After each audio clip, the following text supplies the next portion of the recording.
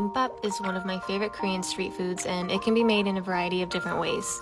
Today I'm making a classic kimbap. Using fresh rice, season it with crushed sesame seeds, sea salt, and sesame oil, then set it aside. Then julienne some carrots, add salt, and let it sit for 10 minutes. Meanwhile, blanch some spinach in boiling water for 20 seconds, then put it into an ice bath to stop the cooking and squeeze out all the water. Season with garlic, sea salt, and sesame oil, then set it aside. Now you can dump out all the drawn out water from the carrots and pan fry in a little oil. Whisk together a pinch of salt and sugar with 4 small eggs and spread evenly over a hot pan with some oil. Cover until the top is almost set, then flip it over and cut it into strips. For the protein, I'm pan frying some fish cakes, and you have to add the yellow pickled radish and seasoned burdock. Now place your seaweed sheet shiny side down on a bamboo rolling mat and evenly spread some rice. Neatly add in all your fillings, tuck them in, and then roll tightly. Blunt smokers, this is your time to shine. Then brush the rolls in sesame oil and cut them into rounds. This is the first of my 10 favorite Korean street food series, so make sure you're following for more.